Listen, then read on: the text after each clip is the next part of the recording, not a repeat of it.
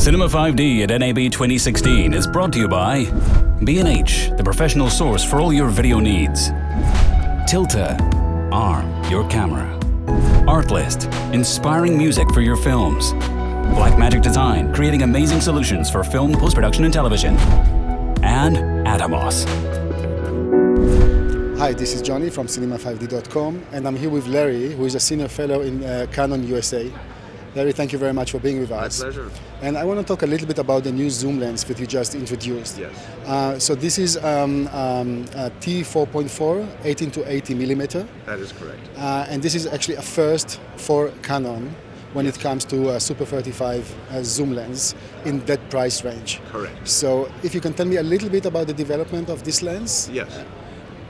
We saw a large number of manufacturers in the last couple of years coming out with quite low cost 4K Super 35mm cameras.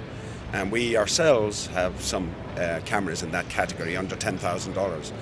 So we felt we had put all of our initial efforts on high-end zooms, servo zooms, primes, because we think that's very important for cinematography. But then people are using our still photography lenses, the EF series, on these cinema cameras because they're lower price and there's some flexibility because there's so many of them. So we did feel there was a void between that high end and the EF.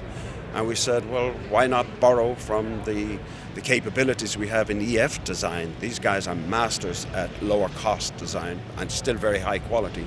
They came together and they came up with a lens that I think is quite remarkable. It's a very sweet range. It has built-in image stabilization, which you don't see in too many zooms. It has a servo built into the lens, and then it has a grip that can attach to the lens, and you can have a rocker for your focus and your recording and all that, and your autofocus. Or you can detach that, and if the camera's on your shoulder, you can put that grip on an arm out here and just do the zoom that way. So it's very flexible. But where will you compromise in terms of lens quality when you're selling a product in that price range? Well, you have to assume, if you look at all of the optical parameters that contribute to image quality, there are many.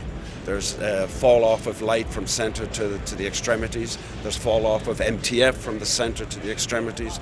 There's fall off of the MTF moves with focal range. MTF moves with object distance. So while we haven't published any numbers, you could assume there's small compromises in each of those, and in aberrations. We simply can't put in the expensive glasses nor the very expensive coatings we put in those high-end lenses. So you have small compromises in all of those. But our engineers spent a lot of time saying, at what point is it good enough? So you would comfortably use that lens with a 4K camera? Absolutely, absolutely. I've been very surprised myself at the little playing I did with it. I was stunned to see that the focus breathing is remarkably good. It's something you should test. I said, wow, for a $5,500 lens, that's very good. And some people were shining lights into it yesterday looking at some of the things, and yeah, you saw some reflections, but they weren't horrible. There was no veiling glares. So it's quite a reasonably performing lens. Is it a one-of-a-kind, or it's a series of a family? It's going to be a series. It's the first of a series that we plan. Yes. Okay, good. Thank you very much. I think now we are a bit more knowledgeable and we have the basic information about the lens. Good. And we are really looking forward to test it on the field and see how good it is. I look forward to you testing in your report. Thank you very much. Thank you, Larry. My pleasure. Yeah, my pleasure. Thank you very much. Thanks for listening.